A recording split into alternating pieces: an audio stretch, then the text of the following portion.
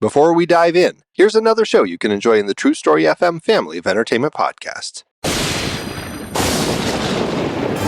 What's up, Supernatural superfans? I'm Chrissy Lenz. And I'm Nate McWhorter. And we're the host of Gang That Drink, a supernatural drinking game podcast. It's the podcast where we make up drinking game rules for a favorite episode of our favorite show, Supernatural. We recap the episode for you and let you know how all the rules played out. Then we let you know the drinking game rules for the next episode, so you can play along. Plus, members get every episode early and ad-free. With some extra bonus content chit-chat at the end of each episode as a member exclusive. So download Gank That Drink, a supernatural drinking game podcast wherever the finest podcasts are available. And or become a member at truestory.fm/gankthatdrink. And when you're out there in the world saving people and hunting things, you know, the family business. Keep the Gank That Drink motto in mind. Be excellent to each other and party on, dudes.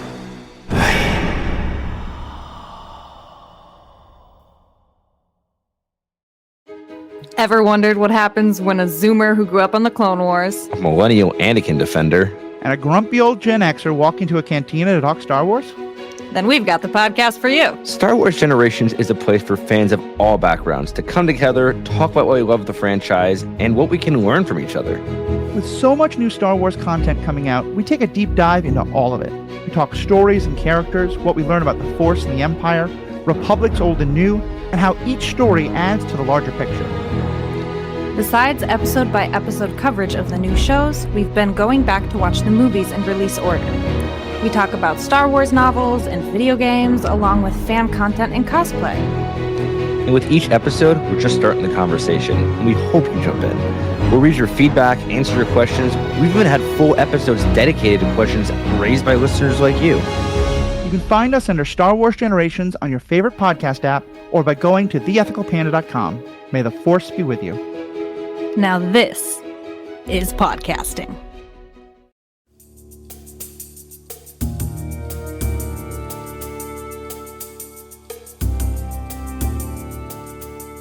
Hello and welcome back to Superhero Ethics. We are primarily on hiatus, in part because I have just become a father within 5 days of us recording this. We just came home with my new baby yesterday, and we have lots of family around, and I figured I needed to go see this new Superman movie so that I could talk to some wonderful people, Jessica Plummer and Riki Hayashi, about it. So we are still kind of somewhat on hiatus with this podcast, but we wanted to make sure we got to talk to you about Superman because something has happened that I didn't think was going to happen. Jessica Plummer, I think I really liked the Superman movie that I didn't see as a little kid. It's a miracle. I really love this version of Superman, and we're going to talk about it.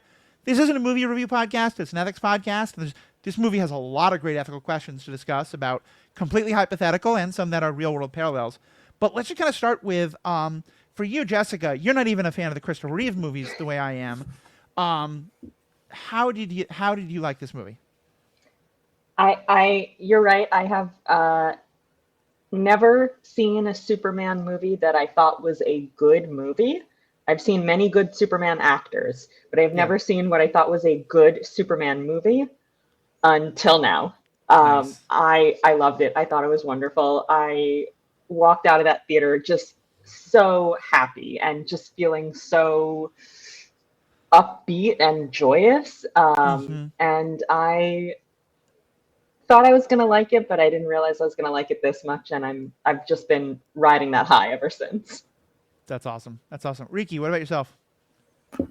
So a lot of people have been doing the whole ranking thing. Is this the best Superman movie? Is this the best Superman portrayal, etc.?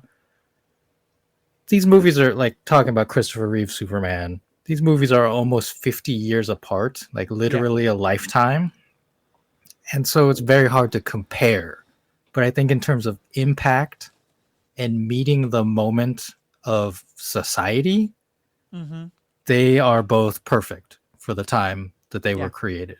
Like, that's my opinion. Like, I don't know how to rank or compare things that are 50 years apart in terms of movies. Like, just everything's different about the industry, how movies are made, how we perceive them.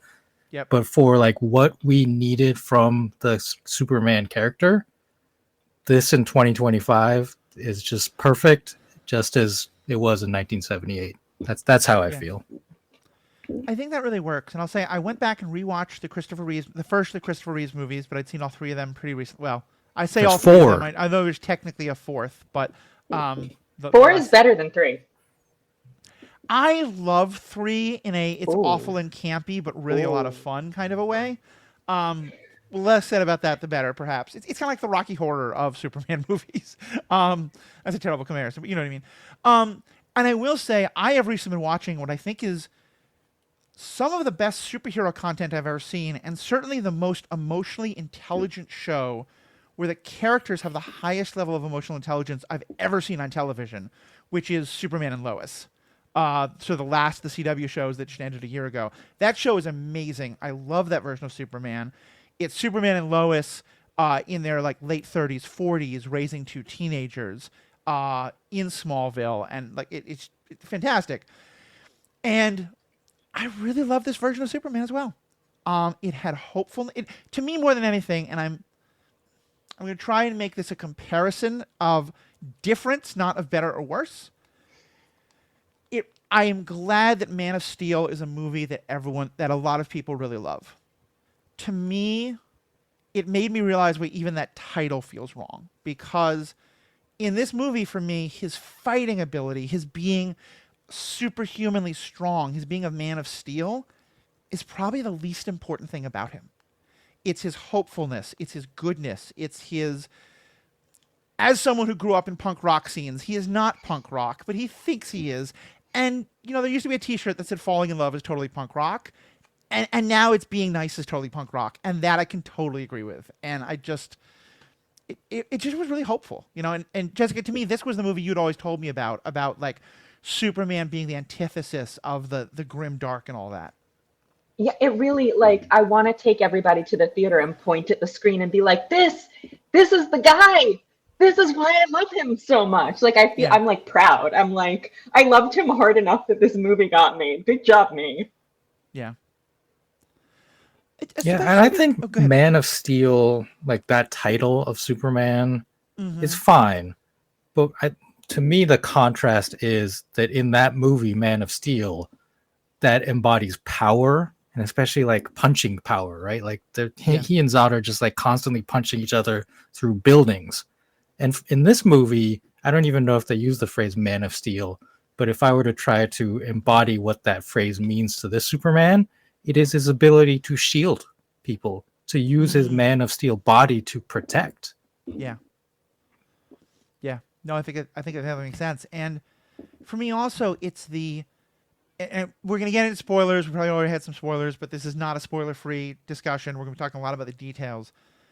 I love that not only does he, on numerous occasions, rescue people and save not even a dog, a squirrel, for God's sakes, but he inspires others to do so. You know, and the fact that by the end, the Justice Gang are going in and are saving people. Like, they're still literally killing people, including, Net and Putin, as I've been referring to the dictator character in this movie.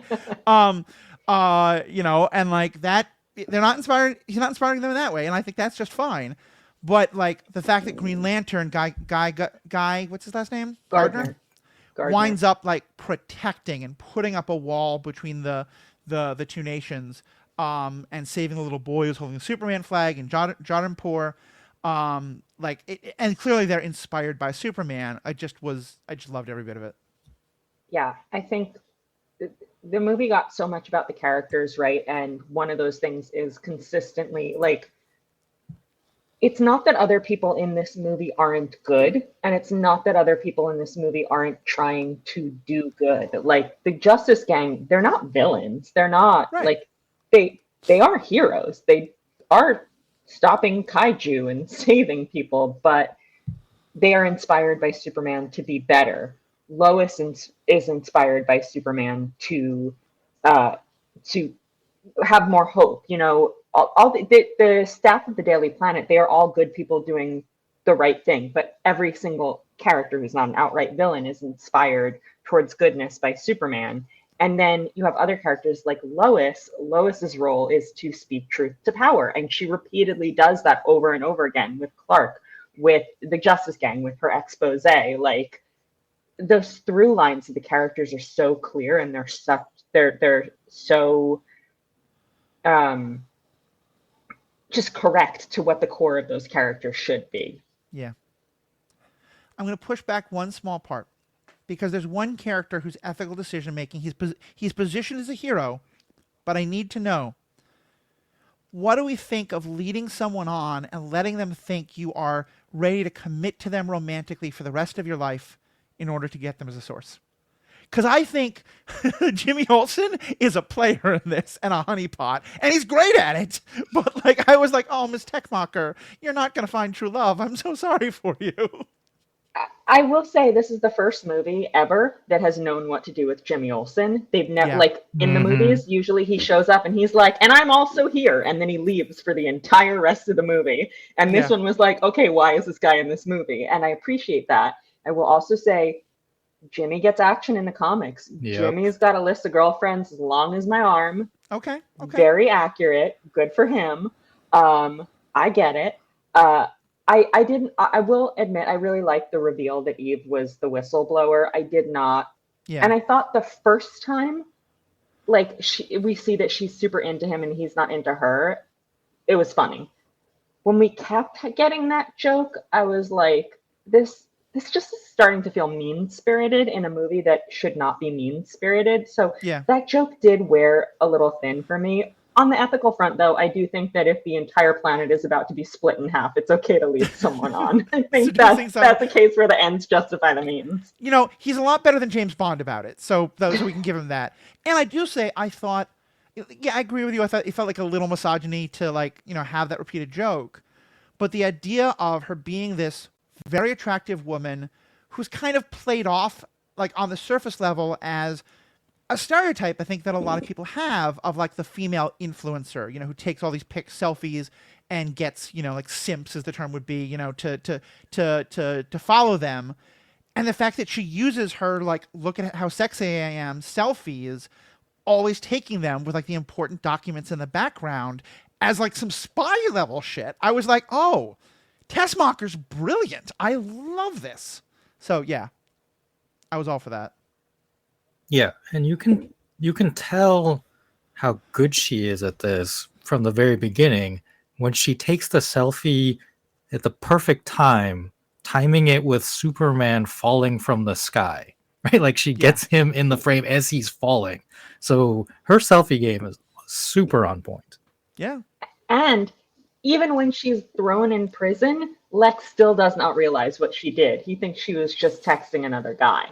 Yeah. He has no idea that his plans were leaked. Yeah. Yeah. No, I mean, she doesn't break. Yeah. And for me, at least, like, I am definitely the generation that grew up, I think, Riki, you're the same, that grew up with the Christopher Reeve movies. I really love them. I'm very okay with things going in new directions, but I did want a little bit of nostalgia, and I will say they gave it to me in part with her character, because, of course, spoilers for a movie from 1978, but, you know, one of the things that helps Superman is that Ms. Tessmacher, she doesn't refer to as Eve, she's Miss Tessmacher, but, like, when she realizes that Lex's evil plan is going to hurt her family, she rescues Superman and kind of betrays Lex, and so there was that thing. But also the way that they used the original John Williams Superman score from those 70s and 80s movies. It just, like, they didn't overdo it, and it was often kind of like a new version of it, but, like, I could hear it so clearly. And when there's, like, the big, powerful reveal of Superman's back, it hits the music that plays is that exact theme.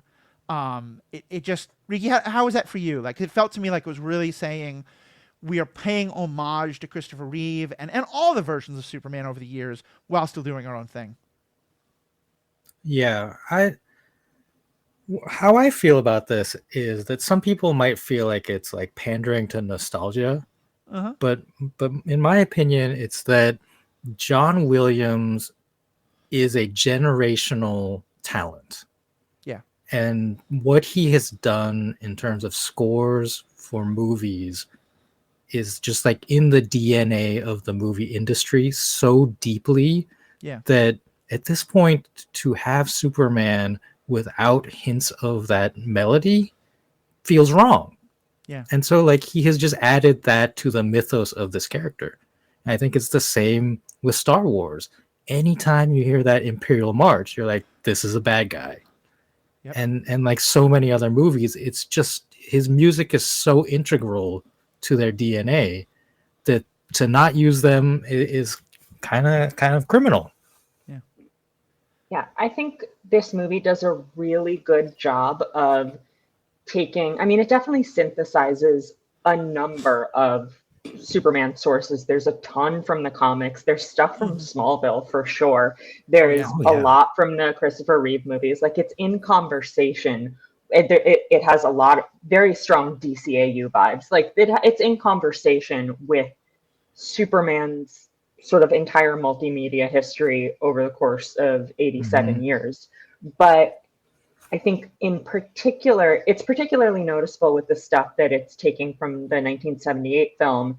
And I think it's really smart about choosing when to homage it in a way that feels fresh, but is still like very much in the same vein, like with the Superman theme. Yeah. And when it plays on your expectations to flip them on their head in a fun way, like the reveal about Eve actually not just being a bimbo who follows Lex around. Yep. And like, I know she saves Superman at the end of 78, but that's just because she thinks he's cute. Like, it's not the same level of intelligence and heroism. She wants to kiss him and she wants to save her family. It's right.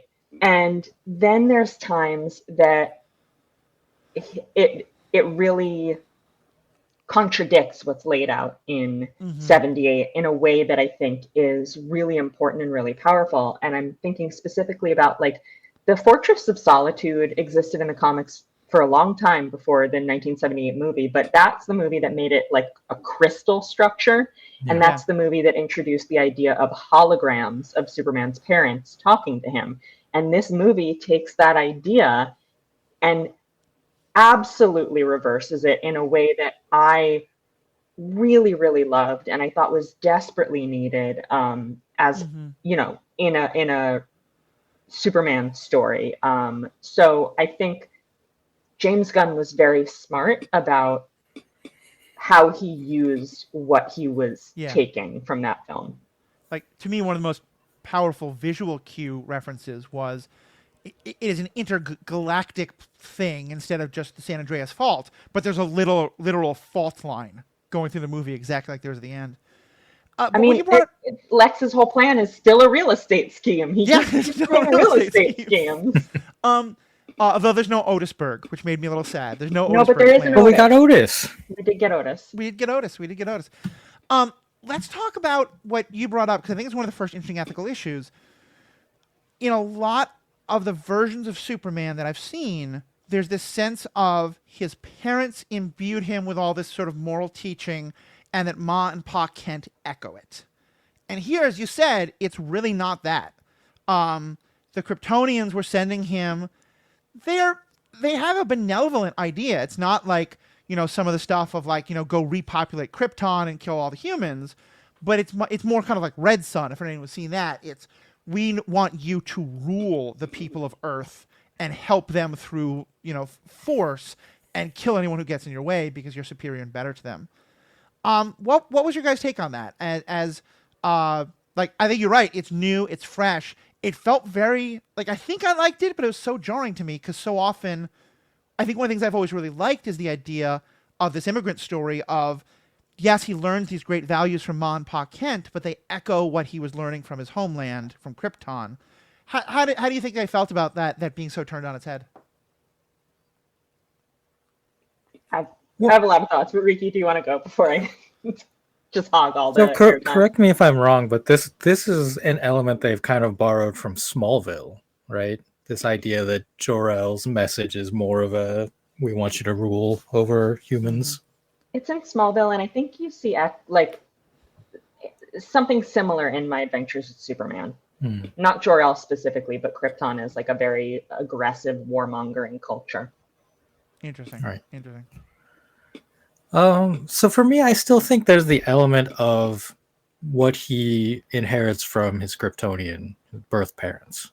Right. Because like he has watched the first half of the message for all his life, and he has this belief of what they try to imbue. And then when the second half message is revealed, there's the subversion, and he realizes he was wrong. Right. When I watched the movie, actually, I didn't believe it until like the movie was over. For pretty much the whole runtime, I thought that Lex Luthor had still manipulated it, because it's kind of what happens in the comic book Superman Birthright, I think, where he fakes this Kryptonian invasion to kind of frame Superman. So they were borrowing a lot of elements of that comic. So I thought that was just going to be the reveal at the end, that he had manipulated the footage, and it wasn't. So I'm like, oh, okay, I guess the L's are bad in this one, and I'm okay with that. And I think it fits fine with the idea of the immigrant story still, because immigrants, especially like this first generation that is either born or raised in a new place, has these disconnects with their home culture. And, you know, as an Asian, that disconnect can be so big. Like you see it in movies like Crazy Rich Asians, where people try to go back to their home countries, and it's like, oh, I actually don't fit in here at all.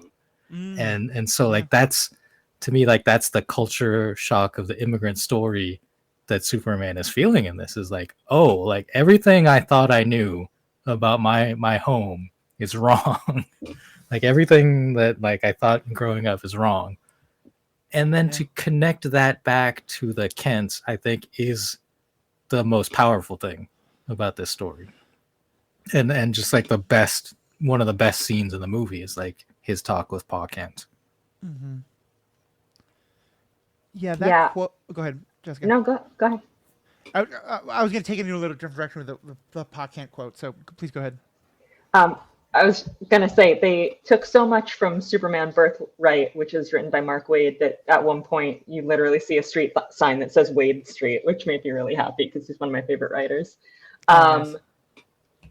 Yeah, I mean, for me, one of the biggest problems with Jor-El in really all of the movies, especially Superman 78, is that having that long speech from Jor-El, where he just tells Clark what to do and how to live his life, takes so much agency away from Clark as the protagonist. Like, Clark is not, in no previous movie has Clark become Superman or been a hero because he decided to. He did it because the hologram of Jor-El told him to. And in particular, like, not only does it take agency away from Clark, but in particular, if you're looking at the Superman 78 timeline, which would also encompass Superman Returns, because that has the same backstory, then it's complete. Like, we have this hologram of Superman's dead biological father that gets all the power and like 100% of the raising of him. And we have his living adoptive mother who is completely disregarded by the movies, and like, like she dies off screen. I think it's in Superman 3 that he goes home and it's like, yeah, anyway, she's dead. Like, it's just, I am so tired of Jor-El, and I am so tired of lengthy speeches by Marlon Brando being repeated in movie after movie after movie, and like holograms of Russell Crowe doing, you know, Kryptonian jujitsu on a dragon. Like, I'm over it. So that the fact that this movie took that and was like, no, we're not doing that. And in fact, we were explicitly stating that Clark is a hero because of who he is as a person. It's not even because Ma and Pa Kent raised him to be that way. It's his decision. It's his choice to act in that way. And that's what's important, I think, is so much more powerful. Now, framing it as an immigrant narrative and as a story of adoption, yeah, like in my ideal world, there would be more of a balance, right? Showing that there are values coming from Krypton and there are values coming from the Kents. But in reaction to 8 movies that go way too hard in the L direction, I'm was really, really pleased to see this. Although I'm very curious to see how all of that plays out in the Supergirl movie, because I guess he like never asked her what his parents were like, which interesting. And I do like that we're not getting the like. I love the CW Supergirl show, but in it she's very much like a blonde Clark Kent, in that she has so much purity and goodness. And so I am interested to see her as a party girl, who hangs out on red sun planets because she can get drunk easier. I'm curious to see where that's going to go. 2 things that came up for that as you were talking. One is that I really love what you're saying about like him having more of the choice, especially because you're like in the second Christopher Reeves movie, the whole point is that Clark Kent doesn't want to be Superman. He wants to have this life with Lois. He tries to stop being Superman, and he has to be Clark Kent. He has to be Superman. I mean, and I always thought that was like honorable and heroic and noble as an 8-year-old, and then as a 40-year-old, I was like, this is kind of awful. And for that reason, one of my favorite scenes, and this in part comes from someone who's worked in the nonprofit sector for all of my life, but also just in activism and all, but also just in anything, like the idea of you are a good person if you constantly sacrifice yourself in order to help others is really kind of dangerous. And like, I think it's good to sacrifice, but also like there's a huge amount of burnout in the nonprofit industry, because if you never take care of yourself, you can't take care of others. And like, as a new father, me and Mary are talking about this, that we want to be awake every single moment and watch every single thing this kid does, because he's turned blue once or twice on us, because he couldn't breathe. But also we know we have to take care of ourselves. And so Superman Superman having this emotional conversation with Lois while the super gang, the Justice Gang, is fighting what it's pretty clearly Starro, I think. It's Mr. Mxyzptlk. He says it's an interdimensional imp, specifically. Okay. Looks a lot like Starro, but I'll take your word for it. Love that. And like we're seeing, like I want to know about like the big baseball bat that Guy Gardner's creating to hit the thing over the head with. But Superman's like, no, they got it. I don't need to go rush to their help. I can focus on this emotional conversation with you. I thought was just phenomenal. The other thing I'll say, a little bit in defense of the L family, I think that like to me there were 2 things I got out of it. One is that I think that they did have fundamentally good intentions, but their means to it was terrible. And in terms of the kind of like, because their whole thing was, we want you to help.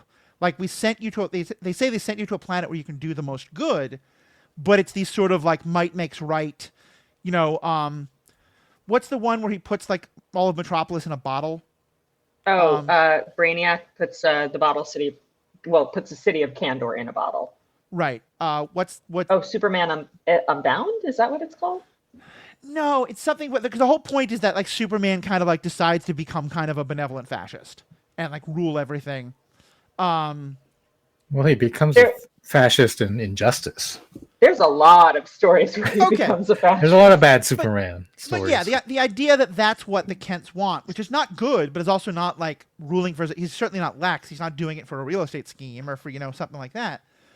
But also, I thought it was also a really interesting commentary on our social media world, where like, what the Kents say is bad, but it's taken. What the L's say. The L's say, is bad, but there's no context given to it. It's just assumed that Clark would be exactly what they, it feels like that kind of like, a lot of social media today feels like we're going to take the worst moment connected to you and shout it a million times out of context in order to like, tar and feather you in the modern sense. And I think that, a person's worst moment can often say a lot about them, and I'm not against that, but I feel like it raised some interesting questions of what does it mean to take only that half of the sentence? Well, I mean, they play the whole message, but like to take that part specifically and then also to blame Clark for it,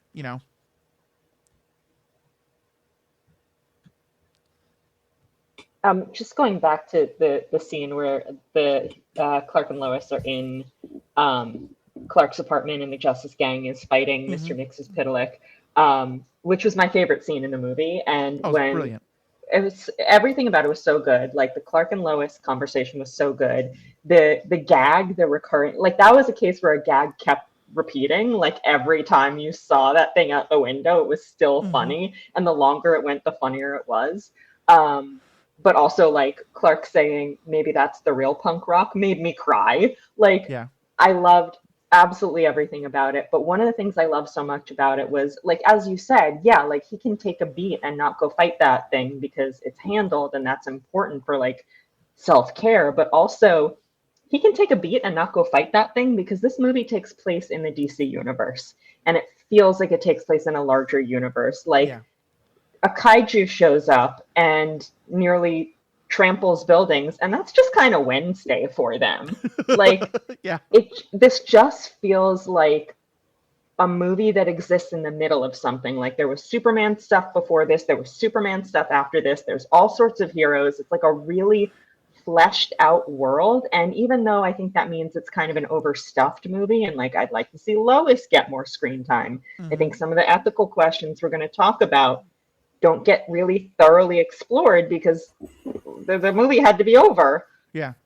But for me, that's a trade I'm willing to make because I love the DC universe, and I really, like, I felt like I was living inside of it for 2 hours and 9 minutes, and that's like the greatest thing I could possibly experience, unless it was also a musical, which would be the actual greatest thing. We'll get there. We'll get there someday. So let's start talking about some of the ethical stuff. First of all, I think this movie really plays up journalism and the importance of Clark and Lois being newspaper people, especially Lois. And it starts in kind of a weird place with that, Lois kind of teasing him about the journalistic ethics of interviewing himself, and then giving him this pretty hard-hitting interview where she's pushing him on, should he have intervened in this, one big strong country invades this one small weak one. He's just like, no, we're just not going to do that. What'd you think of that scene? Like, what was being said about journalism as a whole, but also especially that particular scene? Because like I kind of liked that they didn't specifically say it by the end, like Clark was right or Lois was right. They're kind of sitting in some of the tension. But I'm curious how that all played out to you guys. Yeah, that scene was so good. And for me, I agree with Jessica that I wish I had gotten a little more Lois, but then I read this statistic that interview scene is 10% of the runtime of this film. That's and amazing. like that is kind of a startling thing to think about for Yeah. a Superman film, but then I was like, yes, like it was just like a long scene Yeah. that went on for a while without cutting. I mean, they had like camera cuts, but the scene stayed with those two characters for the whole time. And I think that was so important because we need to see this interaction between Lois and Clark. Like we've talked about it on this podcast in the past, that like a strong Lois character is one of the most important things, and how hard it is to fit that into a Superman movie as opposed to a TV show. And yeah, as Matthew said, that scene both emphasizes their relationship, which we are in the midst of, but is also finally like emphasizing journalism, their jobs, and what that means in this universe. And it was just, I don't know. Like it's not like a jaw-dropping scene the same way some of the action set pieces are, but it left me just going, wow, like that happened. That whole scene happened, and like all of the little things that happened in that scene, like when Clark raises his voice, and I think the phrase he says, like, people were dying, like that was so great for the character development. Like that's what makes him upset, is that people were dying and he has the power to do something about it. And of course, like it raises these questions about like how far should superheroes go, especially when it comes to international jurisdictions and laws, right? And I think like Lois hammering those points on him was so good, because like that's what a journalist would do. They wouldn't ask, like, oh, what's your favorite ice cream flavor, Superman? Like, hey, should you have done that? Like, was that right? Yeah, I loved that scene. I thought it was phenomenal. I thought the writing was phenomenal. The acting was phenomenal. The chemistry between the two of them is so good.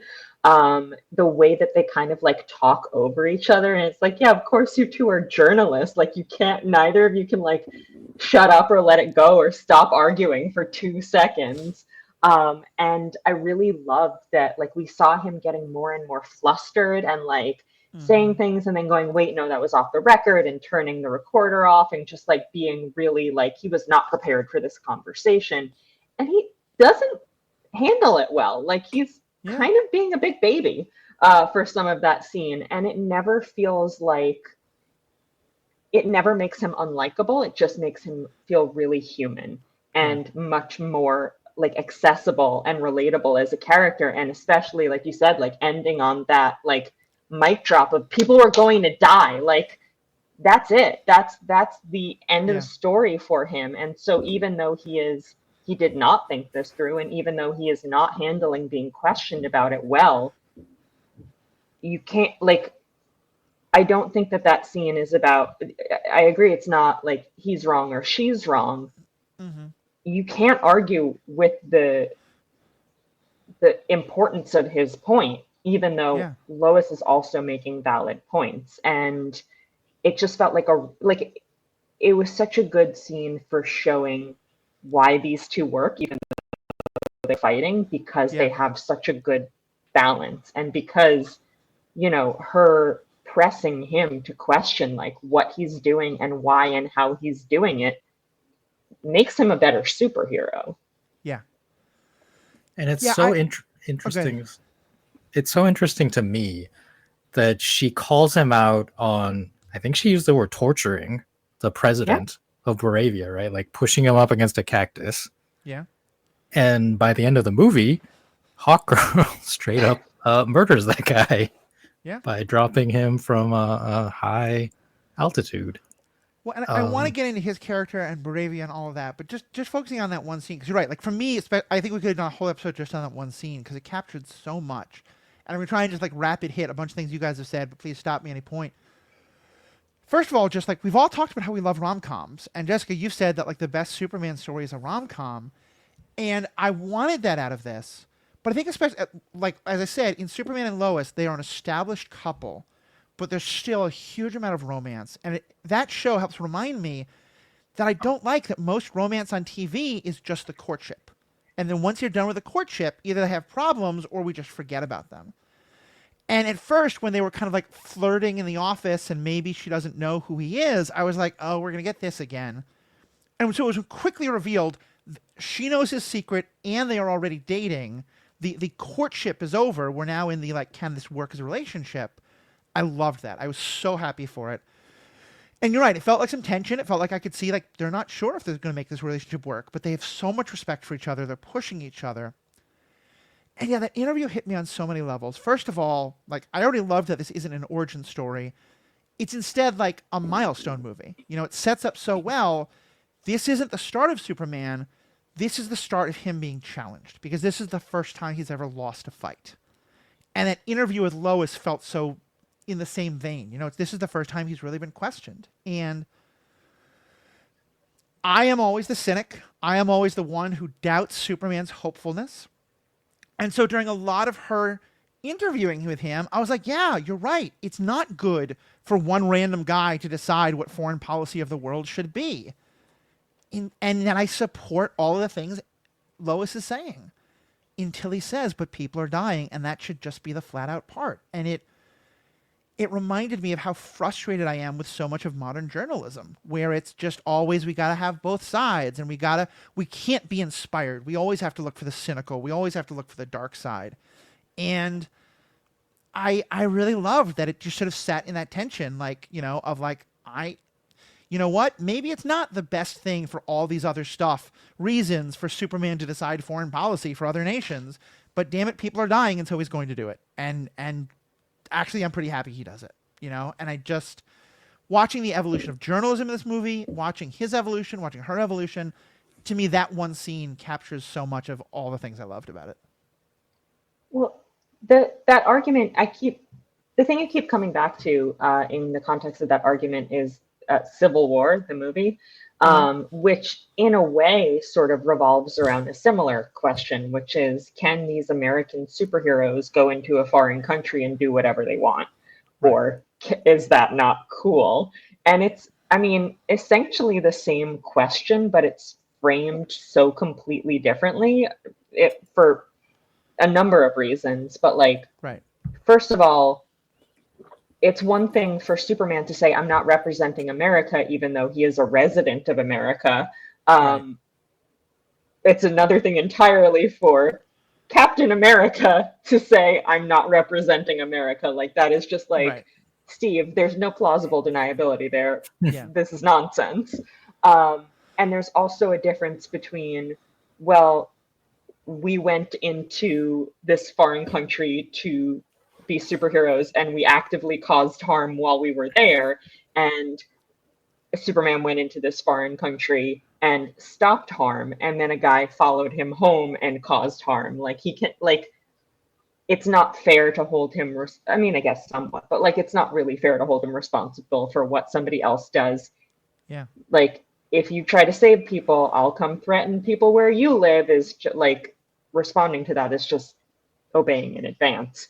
So I just thought it was interesting that these two movies kind of hang a hook on the same central geopolitical question, and they take such divergent paths. But I also think a big part of it is we are supposed to sympathize with Clark, but not think that he is unequivocally right, because that conversation frames it as an argument where they both have a point. Whereas we are supposed to think that Steve is right because he's really nice and handsome and sad. And I don't think he's right, and that movie sits really poorly with me because of it. Team Tony. I hear you. Yeah. No, Well, I'm team. yeah. We are grown-ups and we don't just punch each other to ever escalating levels of like destroying parking garages because we can't deal with our emotions. But yeah, Team Tony. Riki and I have discussed the idea that there should be complete and total accountability to this one corrupt government. There should be no accountability whatsoever. That there might be some discussion in between those two rather than just punch. Well, and this movie had a discussion. Yeah. Remarkable how much that helps. Like, I found myself kind of thinking of that Superman in this movie is what I wish the United Nations was.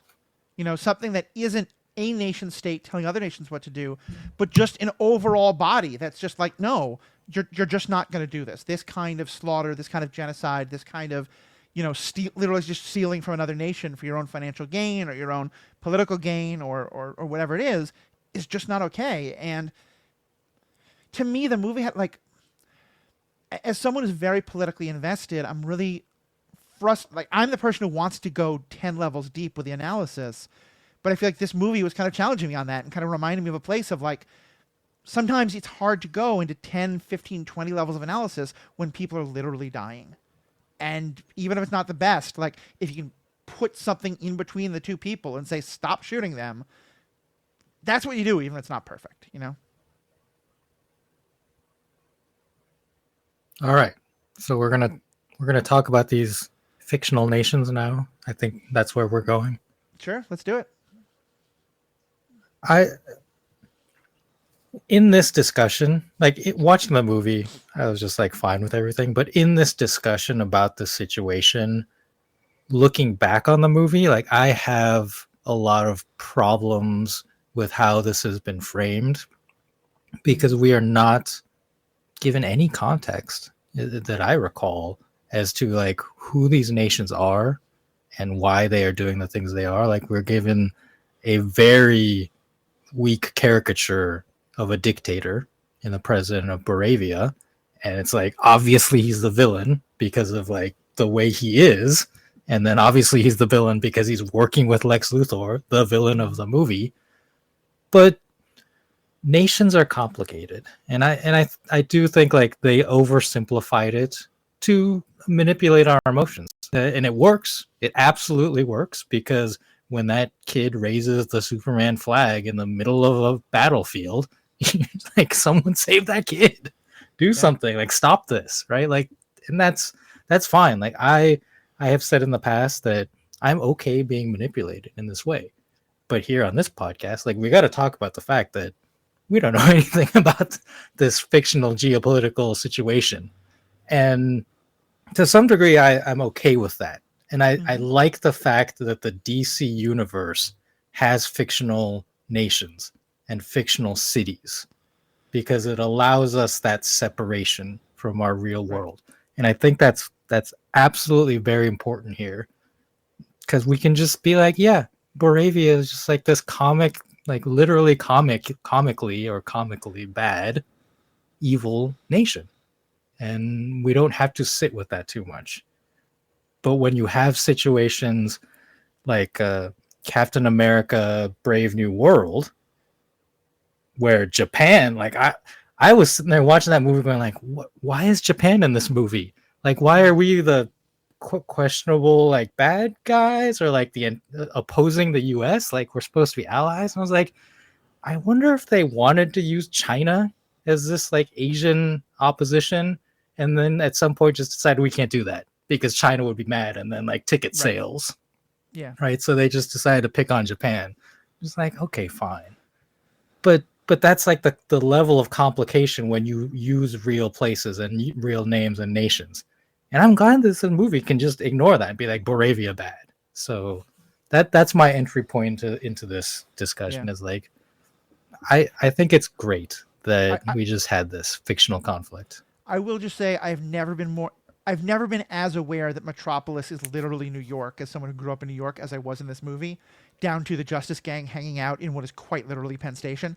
But yes, other than that, I definitely hear your point. Where you're going for. Yeah, apparently it's like there are specific Cleveland landmarks in this, but yeah, it's New York. Like the original Hall of Justice was based on like a Cleveland building, and they actually filmed the outdoor scenes for this movie in Cleveland. So like a lot of the visuals are Cleveland. I think Metropolis is supposed to be in New Jersey. Yeah. Anyway, I meant Delaware, as an aside. Scene. Gotham is there were Delaware license plates at one point. Jessica, what do you think?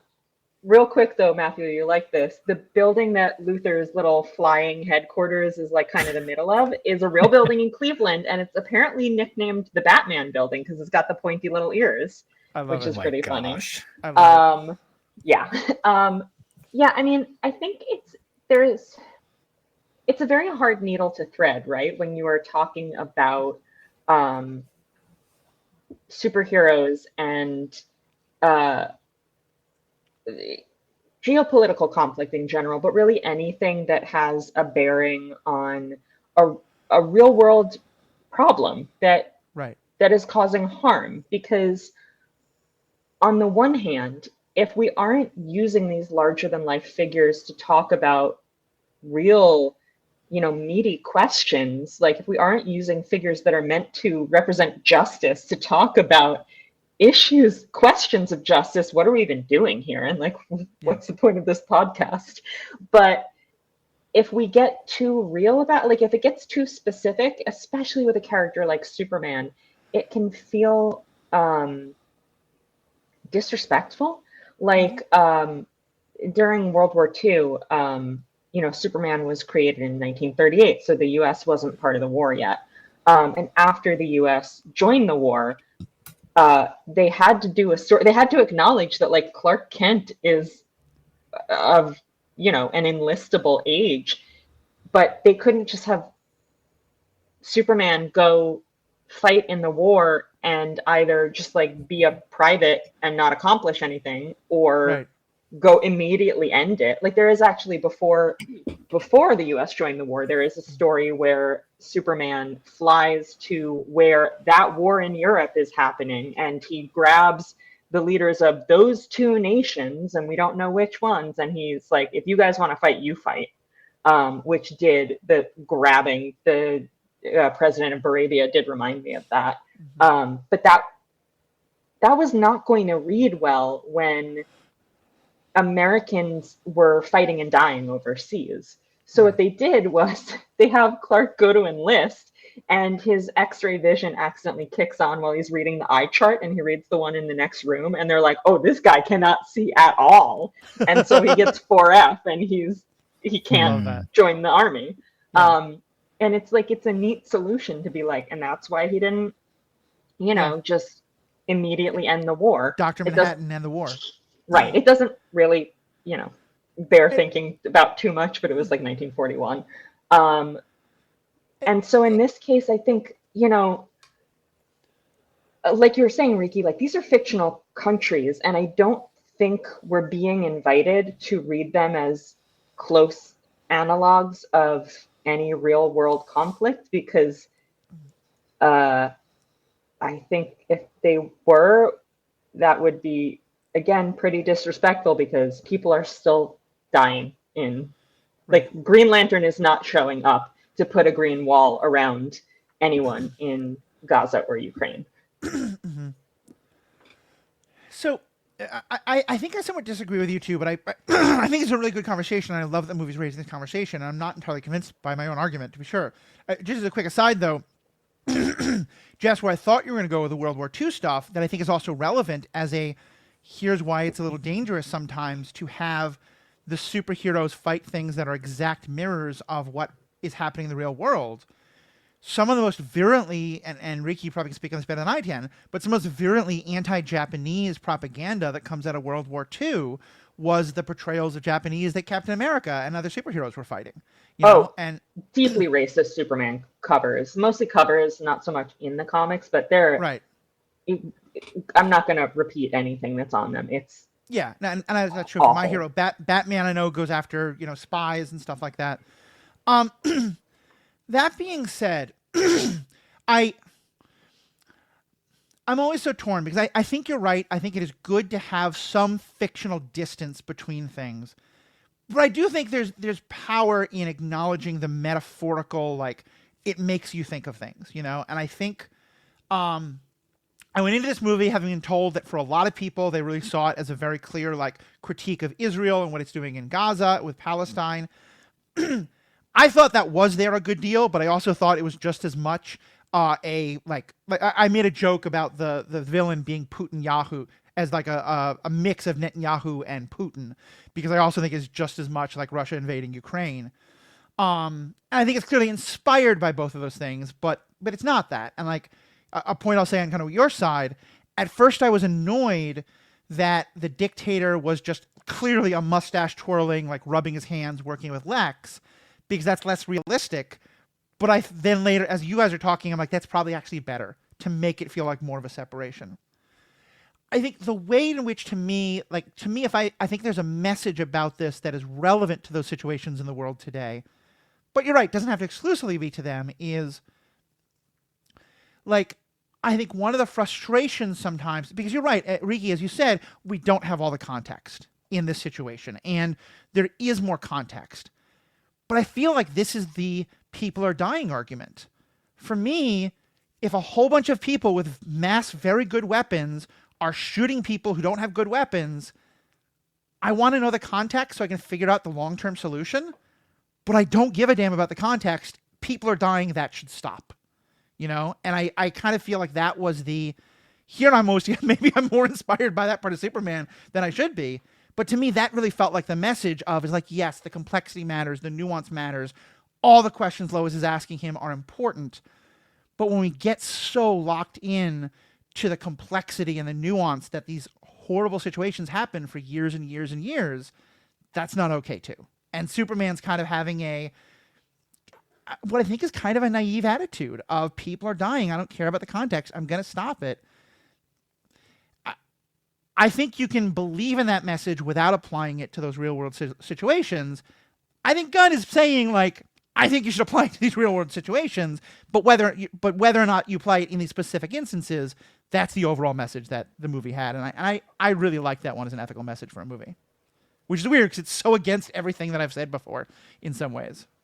I mean, I would be hesitant to try to totally draw a conclusion about what exactly Gunn is trying to say, because all of these big budget action movies have like funding from the US military. I mean, also true. Also So true. I find it hard to believe, like, whatever is in James Gunn's heart, whatever his personal political beliefs are, like I think whatever he wanted to say would probably have been edited and filtered somewhat through what was permitted by Warner Brothers and the US military, which is a sad state of affairs. But like, I always want to kind of take these types of stories with that grain of salt.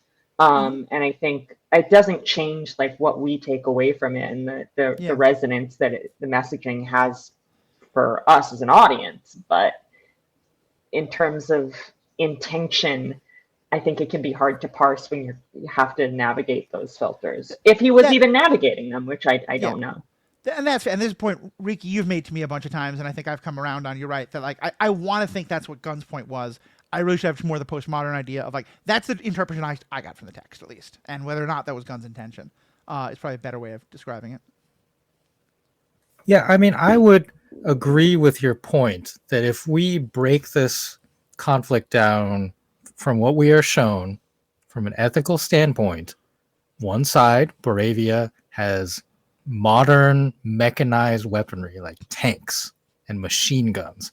And the other side, I don't even remember if we were shown Jahanpur having any weapons, like maybe they like have like farm handguns. Tools. They literally have farming. A lot of them just had pitchforks, right? And this is like the most extreme example of like, oh, like one side is like very powerful, the other side's not. And drawing that line of like, if you are a mechanized modern military, maybe you shouldn't be turning your weapons of war on what are essentially civilians with hand-to-hand weapons. And if you want to draw like real world parallels, I'm sorry to say, like, that's the story of the United States. Yeah, very much so. Very much so. Yeah, I mean, I think in some ways what we're seeing in Ukraine and in Gaza, you might say is kind of like the most modern iterations of this, but are by no means unique moments of history that have never happened before. And I will say, like, I keep mentioning the Russia thing because in terms of looking at the discourse, I think there is an awful lot of discourse of naming this movie as like a very pro-Palestinian, anti-current Israeli government kind of thing.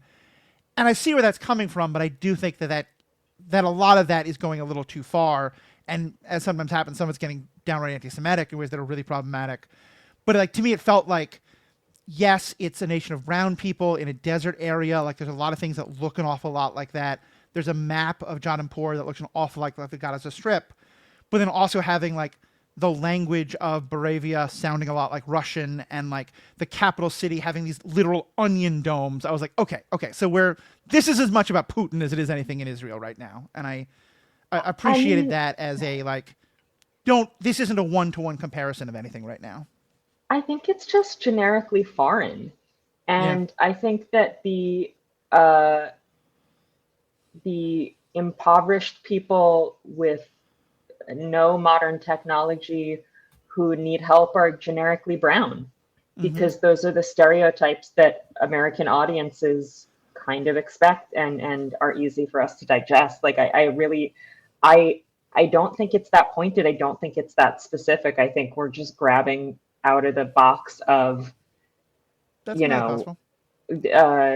That's the lens we're seeing it through. Because that's I think this is right out of a commercial for, some philanthropic organization with Sarah McLachlan playing over the credits. Like, it's, I don't think, it just doesn't feel like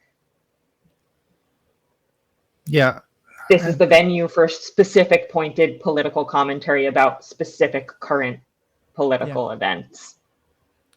To add to that, the actor who portrays the president of Boravia, his name is Zlatko Buric, and he is listed as born in Croatia and residing in Denmark. So if I were to guess, like, the accent that he uses in this movie is probably like very much close to his natural accent, so Croatian, so like a southeastern European, Slavic accent. Yep. And maybe to us, like, I don't know any of these European languages, so yeah, like I could understand if people are like, yes, like this sounds kind of Russian, but maybe to Russians they listen to that and like that doesn't sound Russian at all. Yeah, I mean, even the names Moravia and Jarimpur are so linguistically completely disconnected from each other. Like, they don't sound like they come from the same region of the world.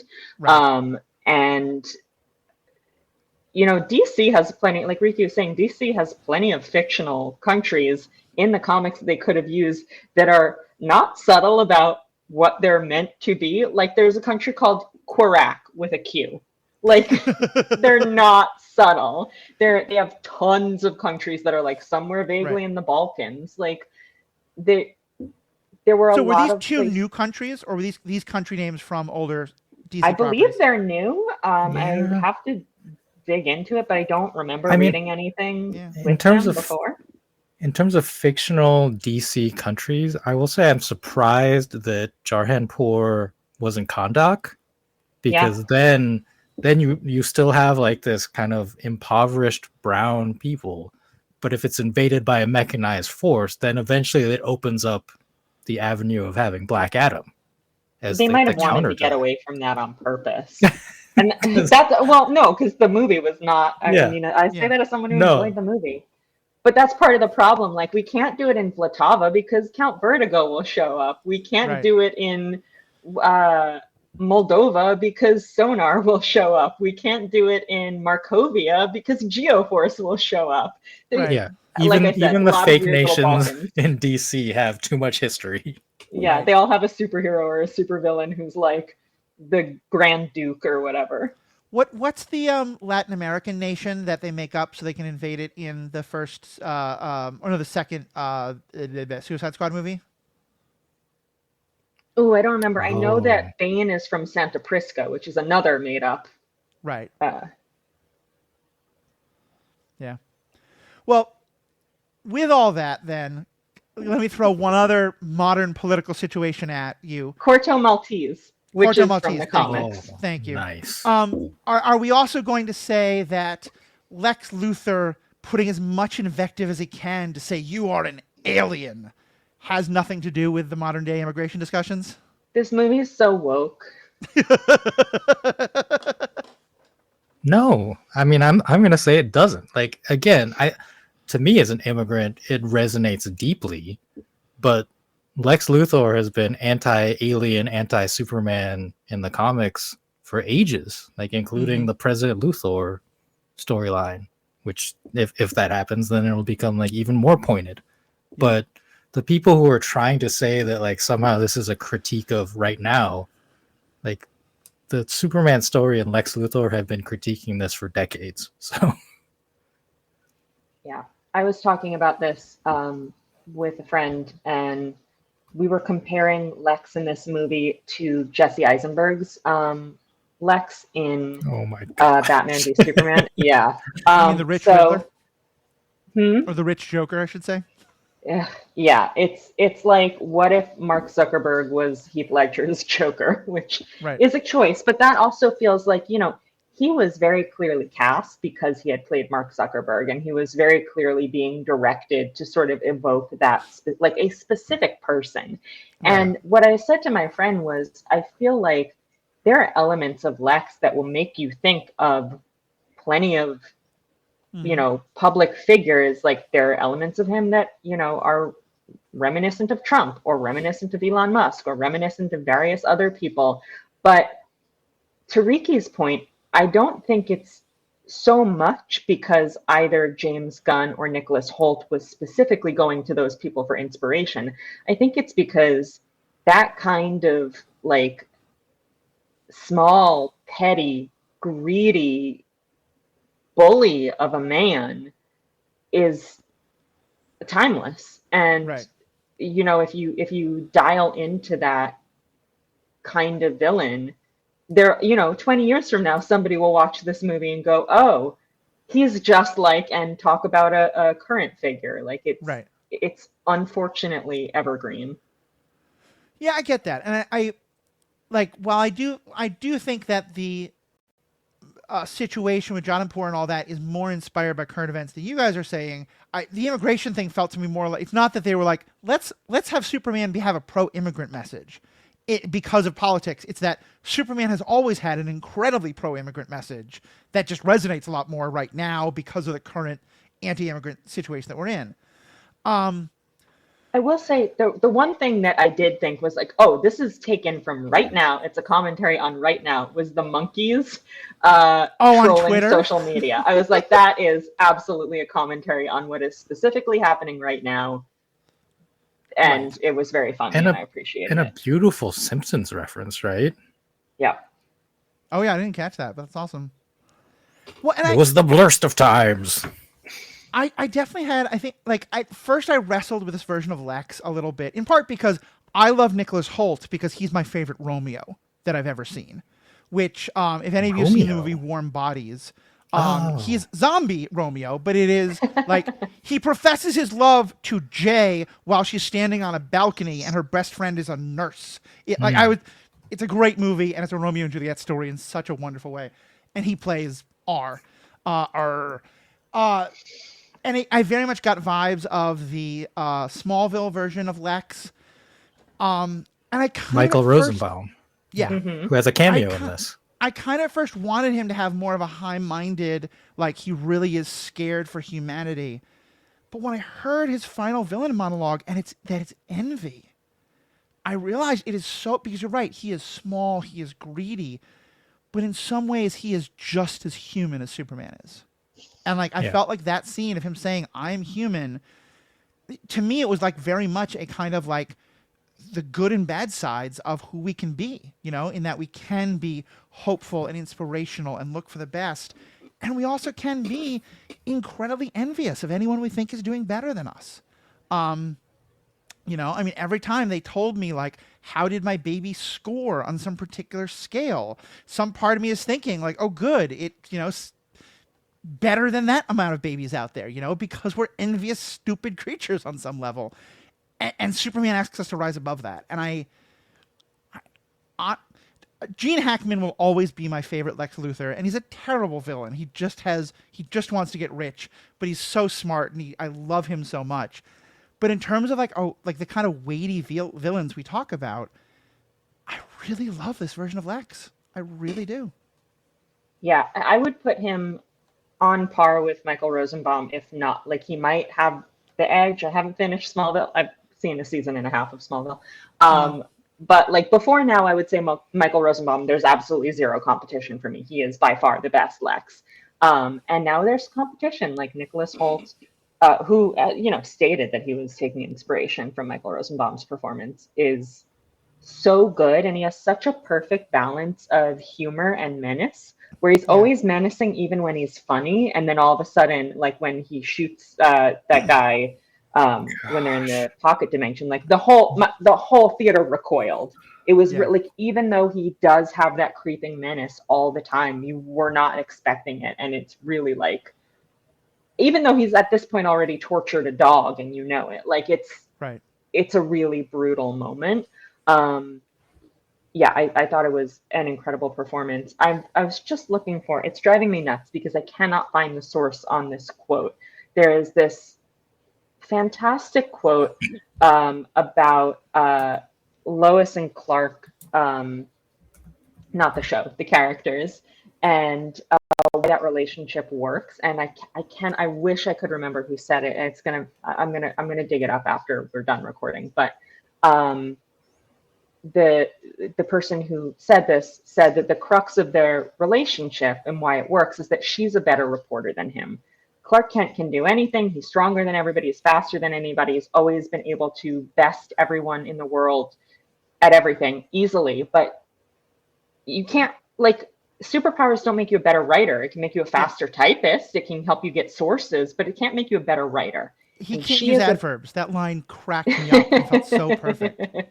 And she is better than him. And Superman, the difference between Superman and Lex Luthor is that Superman looks up at somebody above him and he feels love. Like his response to that is to fall in love with her. And Lex Luthor looks up at someone above him and he feels hate. It's such a good quote. So I wish I could find, I will find the source on it because it's wonderful. But what you were saying just really reminded me of that it's that grasping jealousy that really is the core of who Lex is. Yeah. So for me, my Lex Luthor is Clancy Brown from the DC animated shows. Mm. And it's because Clancy Brown is a great voice actor and a Really live action actor. And he brings so much gravitas to that Lex Luthor. But maybe too much gravitas, maybe too much confidence. And I do think like this Nicholas Hoult portrayal now might be my favorite portrayal of Lex Luthor because it gets his vulnerability so right. Mm-hmm. Like that it is all a facade. Like the confidence that he puts forward is fake. And he's so insecure. He's deeply insecure.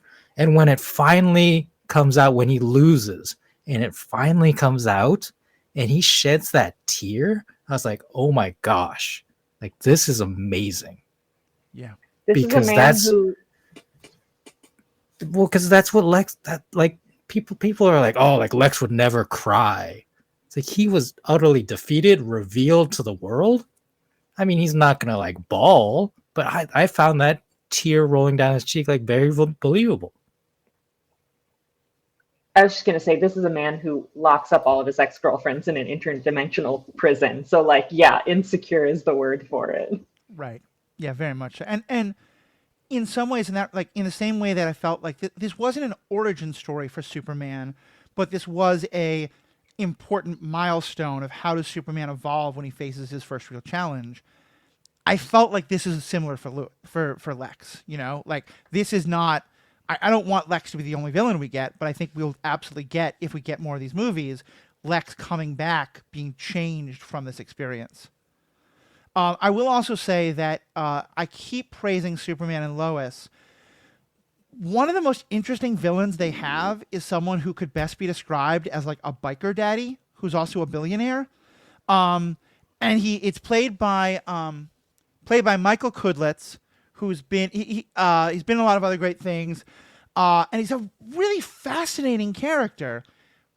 And he comes across 100% as like biker daddy look, like that's his thing. He looks like he should be the head of a Harley Davidson crew, but his name is Lex Luthor, and that just made like it is such a weird portrayal of Lex Luthor. So with that in mind, I think I was primed to like almost any Lex Luthor, but this one especially. The three of us love to talk. We're already going a little long, but I do want to make sure we hit some of the other things. How'd you guys? We had Mr. Terrific, we had Hawk Girl, we had Guy Gardner, and we had a bunch of other little cameos, but those three were kind of the main other parts of the other superheroes we had. What'd you think of their portrayals? We had a pretty big role for Metamorpho, too. He's the guy, Rex, in the cell who can turn his hand into kryptonite. Okay, cool. Yeah, who will maybe notes. join the Justice Gang solely because he likes the name Justice Gang. Well, he likes helping people. Yeah. I will say, like, as a Green Lantern fan, not so much a Guy Gardner fan, but he's in a lot of the stories I like, so I know him well. I have no notes on Nathan Fillion. It was just like perfect in just about in any way imaginable. Yeah.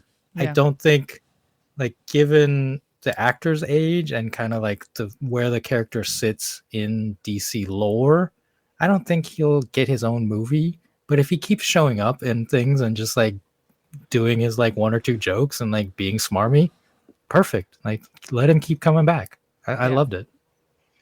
I am a Guy Gardner fan. I have literally cosplayed as Guy Gardner. Like that's how hardcore of a Guy Gardner fan I am.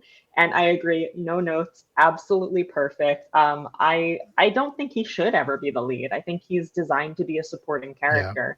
Yeah. And he does it beautifully here. Like, I'm very interested to see if he shows up in the Green Lantern TV show, which seems tonally completely different. That would be supposed to. yeah, which I have no idea what that's going to look like. Very excited. I'm much more excited for that show now than I was before. And I was like cautiously optimistic about the show. Yeah. One, so my big concern about the Justice Gang going into the movie was that they were going to be like, not bad guys exactly, but kind of antagonists, that they were going, they're corporate funded. They're funded by Maxwell Lord, who's billionaire, and he's a villain in the comics. Like, it's the Pedro Pascal character in Wonder Woman 1984. And we do get like a very brief glimpse of him in this movie. He's played by Sean Gunn, who's James Gunn's brother.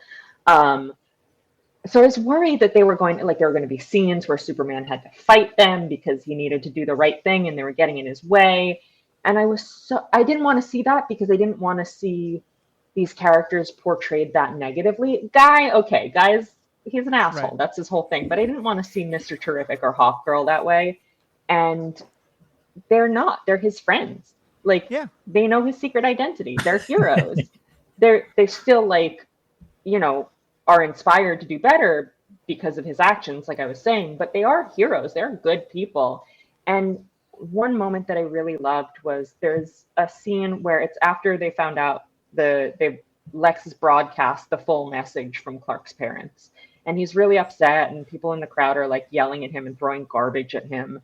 And he goes into a building, and the Justice Gang follows him in, and we see a shot of this in the trailer, and we can see that Guy is like lighting up his ring.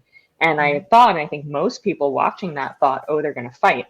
But what is actually happening in that scene is Guy is using his ring to block out the windows to give Clark privacy because he's really upset.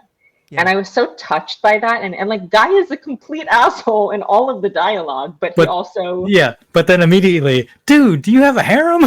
Yeah, it was such a good balance of that character, and it brought me so much joy. I'm so happy. Thank you, James Gunn and Nathan Fillion. He was so good. And one thing I've been thinking about ever since the last time you and I talked about Superman, Jessica, you talked about how it could, like, at its best, it's a workplace rom-com. And frankly, I could have if you had taken out all the stuff about like multi-galaxy whatever, throw all of that away and give us a lot more of the Daily Planet, I would love it. I would have watched 45 minutes of Clark and Jimmy doing their stupid little handshake in the Daily Planet bullpen. I don't understand how a person who lives happily in space can suffocate, but we'll move right past that. But to me, it made me realize that some of my favorite Justice League stuff, what I like about it is that it's also a workplace show, where it's like it's about people who have workplace rivalries, but also always have each other's back. And to jump to yet another thing, Guy in that moment being like, look, I'm going to harass you all the time, but when it's like it's us against each other, except when it's us against the world. And him kind of having Clark's back in that moment reminded me a lot of like the other Mandalorians, who were always giving Din Djarin, like, they're beefing with him until he's kind of like got problems with everyone else. And then they're like, we got your back. This is the way. And I really loved that. And because also, to me, it contextualized. I like Superman best in the Justice League when he's not the only hero, because he does feel a little ridiculous to me, And so Hawkgirl being like, cool, you wanted to save the life of the kaiju. That's adorable. This dictator, I'm just going to kill him. And the movie's not like, well, Superman is clearly... Because I'm watching the kaiju do incredible damage, and I'm thinking, Clark, it's really cute, you want to save it, but every minute you try to save it, it's killing more people. So maybe we just fix the problem right now. Well, it didn't kill anybody. If the evacuation was causing a lot of damage to a lot of things that, like, if Daredevil's not killing people by hitting people in the head with sticks, then maybe the kaiju wasn't killing anybody. But I certainly had I don't feel bad about trying to take this thing down right now, kind of moment there. But my point just being, like, I like that it puts Superman's, like, protect every life we possibly can, not as the only superhero perspective, but as one perspective among many. And maybe in this movie we're rooting more for him, but, like, no one ever goes to Hawkgirl and was like, oh, you're a bad superhero for doing that, Nathan Fillion is, like, killing soldiers from the invading army and giving them the finger with the green fists. And Superman's not lecturing them. It's just like, yeah, they're doing their own thing. Yeah. And now let us talk about Mr. Terrific. In my opinion, this is the character that stole the show. Like the unexpected character that stole the show. Again, I think like Nicholas Hoult as Lex Luthor was spectacular. But in unexpected, I didn't know how big his part was going to be. This was great. Edie Gathegi, who was in X-Men First Class as Darwin and was supposed to be invincible, but unceremoniously done away in just terrible fashion. What a redemption for him. Yeah. What a redemption for him in the comic book movie circles. And this guy might be deserving of like a solo movie down the line or a TV show or something. Like I was just everything out of his mouth, all of his actions, like his typical James Gunn, like set to music fight scene, like one or take fight scene, which we've seen in all the movies. Still, like I enjoyed it so much, and it was perfect for him to use the T spheres in that way. Just fun, and you also like got a sense of his intelligence, which is important to his character. The third smartest person, DC universe. Yep. And it showed like when he was working the computer and all the calculations and stuff, and I'm goddamn Mr.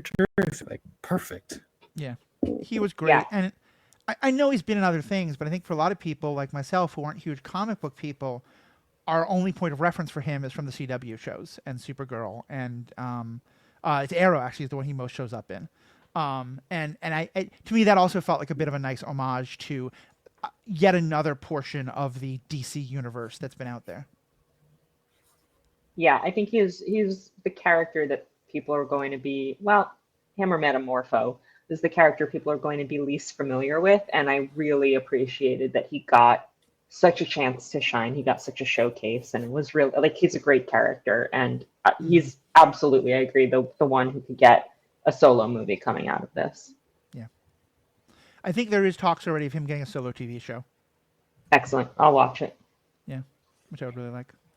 I will say for Hawkgirl, that was a case where I did feel like she has the least amount of screen time and dialogue of all the other superheroes by far, and the least amount of character development, and that's a pretty repeated motif with female characters in this movie. Like you have Ma and Pa, but Pa gets the big scene. You have, it's right. All the women in this movie were great, but their screen time and the things they got to do in the movie did tend to be pretty limited. And it's again, like, I keep saying I felt like this movie was embedded in the DCU, and I'd rather feel like it was in the DCU and have less time to spend on specific things because we were putting so much in it, and I still feel that way. But I would have liked to see her do more, and when she does just kill the president of Baravia, I was like, oh, we're just completely disregarding all the questions we raised for the sake of a joke because the movie's almost over, which felt a little bit like they didn't really know how to get out of that, so they just did a joke and moved on. And I would have liked if she'd had more interaction with Superman, like if she'd been the one who was the most like pro killing the kaiju or something like that, and they'd had some establishment of that. I was also thinking in terms of other female characters, like I've seen Superman fight a clone of himself so many times. I found the Engineer so fascinating. And she has that line where she talks about how she has sacrificed herself to become this thing just to fight Superman. And she has this tension with Lex, and then they never do anything with that. And I was like, you could take out everything about, the Superman clone and just give me a lot more of the Engineer, and I would have been really happy. Well, good news, because she's from the Authority, and there's an Authority movie or TV show or something planned. Okay. So I think she's booked. She'll be doing more. Okay, good. The actress was great, and I really liked her power set and her as a character. Yeah, she was fun. She was really interesting visually. But yeah, like she's like, I did all this so I could kill Superman, and I was like, why? Like, why? Yeah. I wanted, that little bit more from her. Agreed that the Ultraman thing was the most interesting thing to me about Ultraman was that they dressed him like Doomsday the whole time. Like, that's Doomsday's little outfit. And I was like, huh. But when they went into the fortress with him, I was like, well, that's a clone of Superman. Really easy. And like, if you're kind of paying attention in a meta way, I was like, yeah, that's And then they were like, that was another one where it's like, movie's almost over. Better do something about this. Black hole. I didn't. But most speculation now is that this is also a Bizarro origin story. Yeah, which I would be interested to see Bizarro come back and be like, dude, you threw me into a black hole. Or I guess, dude, you did not throw me into a black hole. That character's so hard to have any consistency with because of all that. I would be okay if they made like a more realistic Bizarro who is able to talk in complete sentences that aren't backwards, because I think that would be more compelling. So I'll be curious, because I will say another recommendation for Lois and Superman, for Superman and Lois, he is probably the most commonly recurring villain, antagonist, maybe teammate. And they do let him have a lot, and they give him a lot of backstory, and like they really make him a very interesting character. And so but also he is so used in that show that a part of me was like, oh god, no, not more Bizarro. I've seen so much Bizarro lately. But you don't have to pay a second actor. Well, yeah, Tyler Hoechlin was already there. Yeah, in Canada. So we'll see. So we'll see. Was the kaiju an original to this movie, or was that also the adorable little baby? I didn't recognize him from anything, which is not to say that he's not, but I had no immediate like, oh, that's Bob the kaiju. I like what you said of it's just a kaiju because it's Tuesday, Yeah, that's just how we roll here in Metropolis. It's fine. Mecha robots on Thursdays, kaiju on Tuesdays, yeah. And you get falafel from the guy. Yes, thank you. Malik, right? I think so. Or Molly? Molly.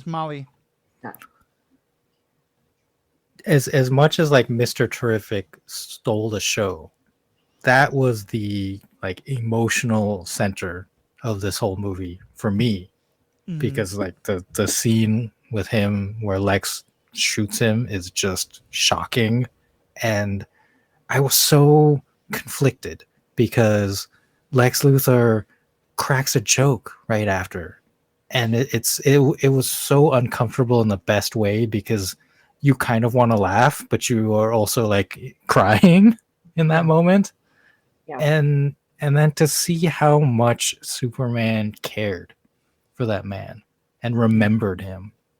Yeah. And honored him at the end, the article at the end written by Clark Kent, like calling him like the true hero or whatever. Like all the stuff we talk about, like Superman and kindness being the theme, that through line of that character and what they did with him and the portrayal was part of that story of kindness, but also just honoring the small heroism, because he didn't have superpowers, but in that moment in the first battle with the Hammer of Baravia, he stopped to help Superman in this dangerous situation, and ultimately like that's what got him killed. Yeah. Just the I had this moment of John Wick being so happy with Superman, because like he is, when it's his dog that is, and I remember being like a little like, there's that scene at the beginning where the dog is at the Fortress of Solitude, and Superman's kind of mean to him, like, and it's just like, I'm just walking away from you. And the reveal at the end that it's not even his dog. Basically, he's just like dog sitting for the weekend, and he doesn't like this dog very much. Like, this is not his beloved pet. He doesn't like this dog, but he doesn't like the dog, but he loves the dog. When the dog is danger, like, he goes full on John Wick about it, and he saves a goddamn squirrel. And like, I was so annoyed that I liked that moment so much, because it felt so silly, but it was so well done. But I think that's why it works, because if you play it too straight, then a lot of people will bounce off of it, right? Yeah. But if you turn it into a joke, then it's a lot easier to accept, but at the same time, like I was iffy when I heard that James Gunn was going to be making a Superman movie because I think he's a very talented director and he's a nerd and he gets superheroes, but his sense of humor always seemed too cynical to me. I was like, I don't know how he's going to pull this off. And he manages to make it so that you're laughing with Superman and not at Superman. Yeah. And it just works. He nailed it. And I've said for years that Superman is laughing most. Like Superman's kind of a troll, and that's part of what I like about him. And like his little digs at Lois and at the post credit scene, like he has a sense of humor, and this movie really dialed into that and got you to sort of swallow the pill of sincerity with laughter.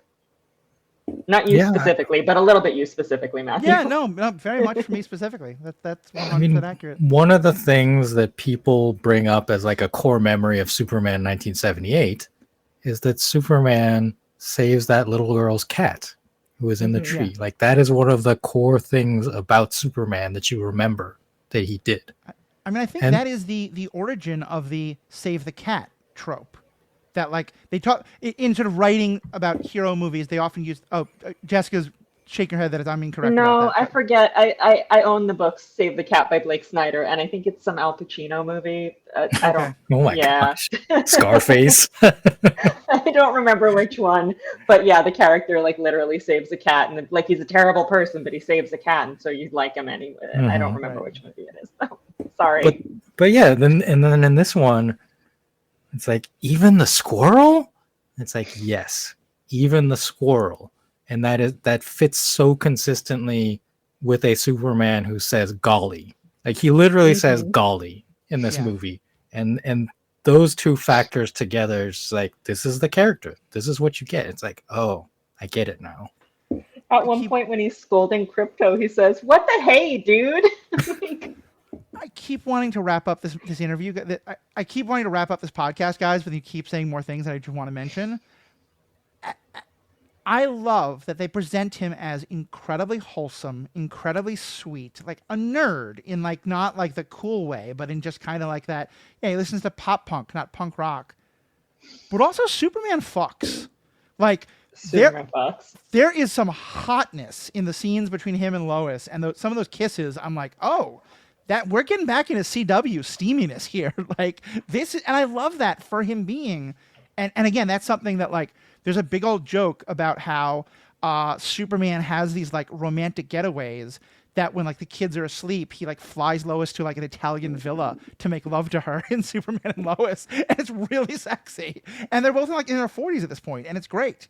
And yeah, I just like that he is this super sweet, super wholesome, golly gee. And you know that he is doing very good things with Lois that she's very happy about. And I just love that they captured all of that. Listen, Superman and Lois have been horny since 1938. They've been horny on screen since Christopher Reeve X-rayed Margot Kidder's panties. Like, I love that. She did ask him to. She did sort of She asked him to. It was consensual. Yeah. Consensual X-ray. Consensual panty X-raying. Yep. And what a relief that not only does Lois know, but Perry and Jimmy know. They don't know that he's Superman, but they know that they're Superman and Lois are in a relationship. Yeah, he does a big deal. We have to go hide and like do an interview, and then the bunk. Yeah. Are either of you the Wire fans? I haven't seen it. So the actor who plays Perry White is very famous for having been the Bunk, a detective in Bunk Moreland is the full name of the character in the TV show The Wire, and I just love him to death. Wendell Pierce, I believe, is the actor's name, and so yeah, he was. I would have loved. I want now a TV show about the Daily Planet. You know, that's what I want. That's all I ever want. Every minute of my entire life. Yeah, because some of those characters feel so lived in, but we just didn't get to see enough of them. Yeah, like poor Ron Troop, named in this movie for his one single line, but they do let him. He does get a real seat in Mr. Terrific's flying egg thing, which Steve Lombard does not.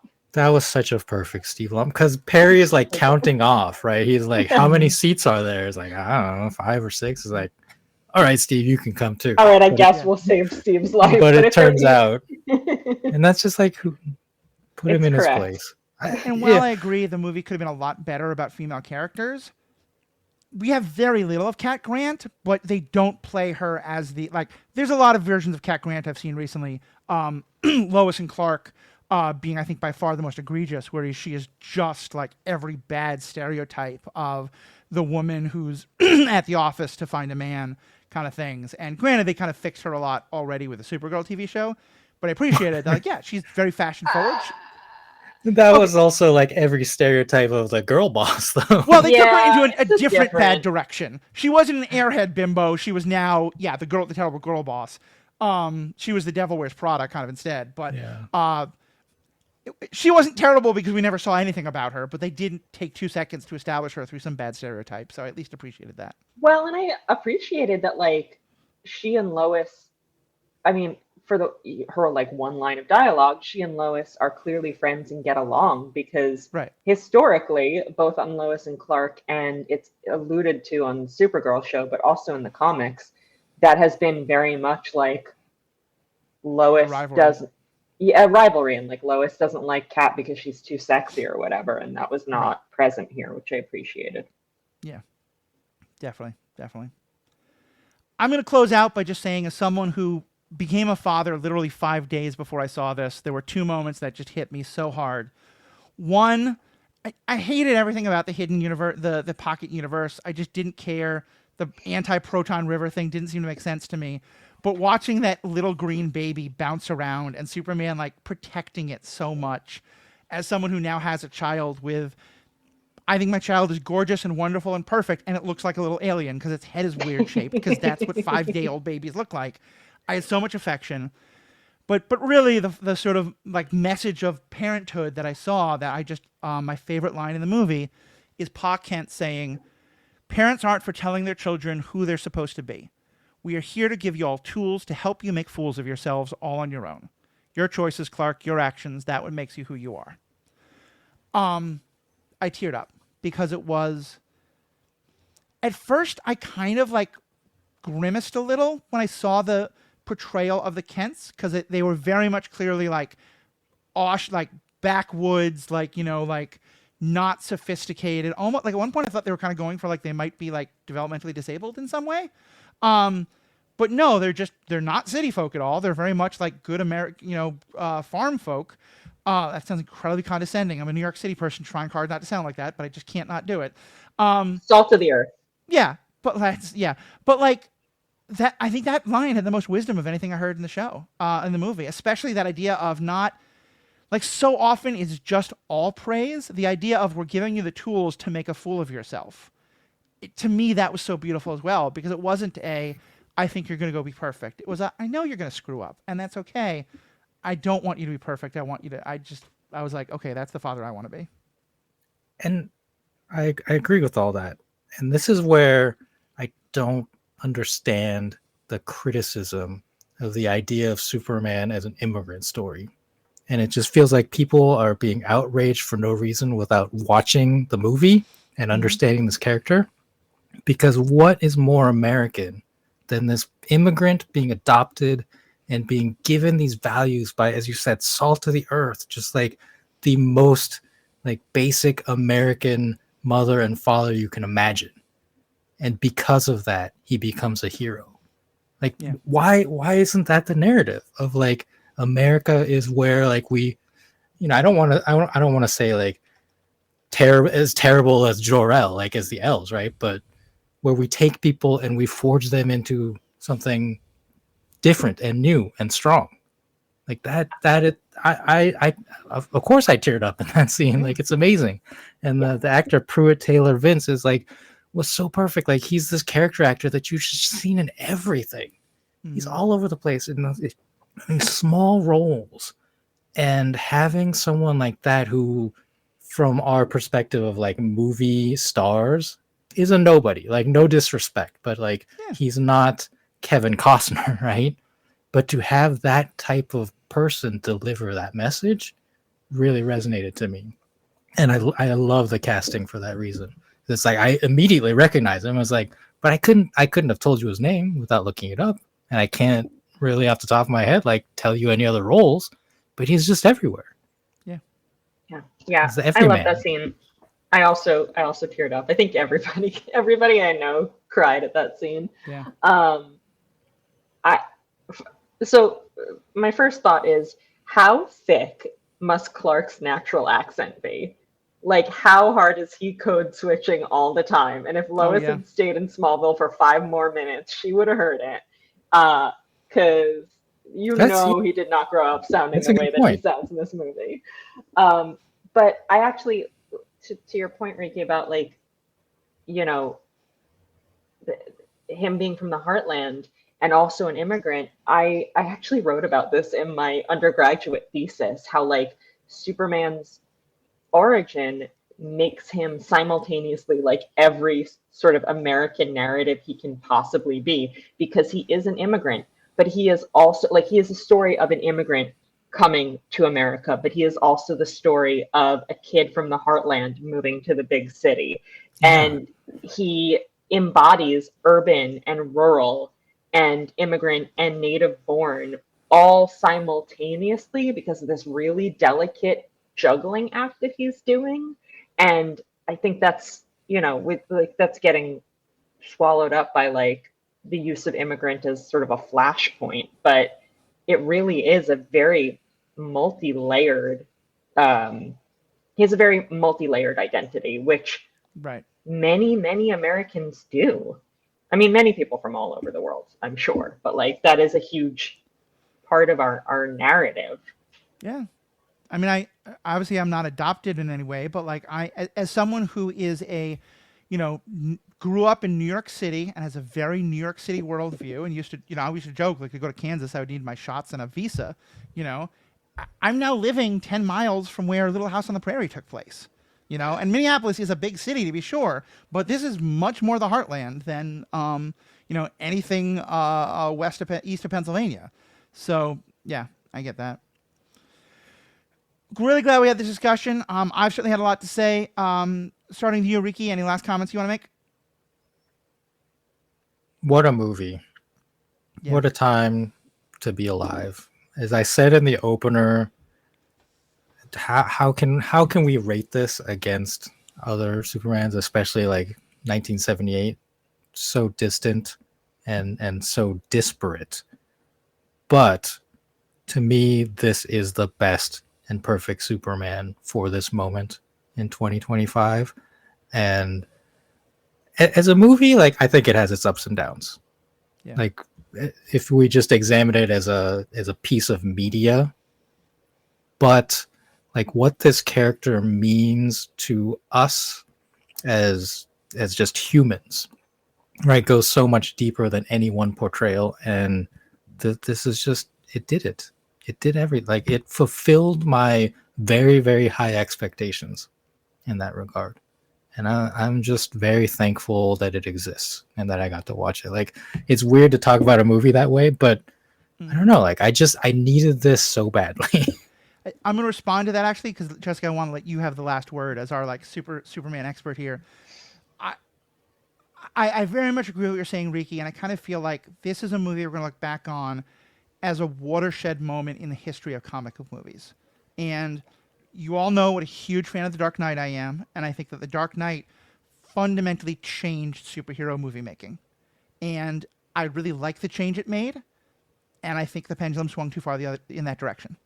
And I think this movie, and I don't want this from Batman, in the same way I don't want dark gritty from Superman. I think this movie, though, kind of put back down that flag of like, Batman is great, and I want to see a lot more of Robert Pattinson, but Superman is just as great. And like, to me, dark gritty works if it's not all dark gritty. And this, in some ways, I almost felt like it's not that this is a dark, Superman is in a dark gritty world, but he's not dark. It doesn't get to him the way it got to him in Man of Steel.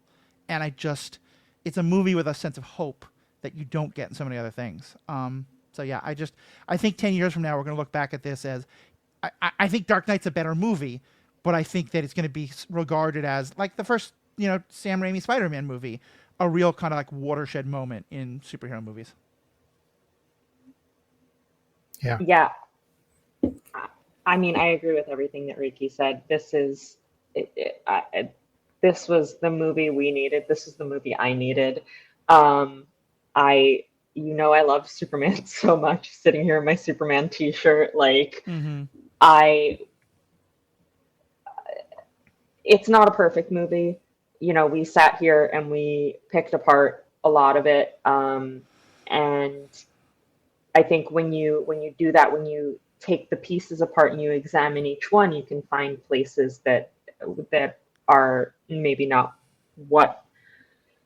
perfect on their own. I think it is so much greater than the sum of its parts. It made me feel good to watch it. Like, which is not a feeling that I have had for most superhero movies for, since Avengers. And it's not a movie, like I had a long conversation with my brother the day after we both saw it, because he's also a huge Superman fan. And we both agreed it's the only time in our lifetimes we've gone to the movies to see a Superman movie and we had fun. And that shouldn't be a thing. It's the first time that's happened to me, and I'm 41 years old. But it is, and it finally happened, and Riki, I agree with you. I'm thankful for this movie. I'm so thankful that it exists. Yeah, me too. Well, I'm super thankful to both of you. Thank you so much for being a part of this. Thankful to you, the audience. Both Riki and Jessica obviously have so much more to say about these kind of things. Jessica has written books and articles, and also, as she mentioned, has a whole podcast about Superman called Flights and Tights. All the links to that will be in the show notes. Riki has been my guest on this podcast, on the Star Wars podcast. Him and his partner Sarah for a long time were our co-hosts there. Lots of great stuff to find his thoughts on. And we're probably going to have a lot more to say about DC, the DCU, because there's just, I was never a Snyder fan. Everyone knows that. I'm glad people liked it. We don't even talk about this, but I'm just now super excited about where DCU is going. So I think these are characters we're going to talk about a lot more with these guests. Thank you all so much for listening.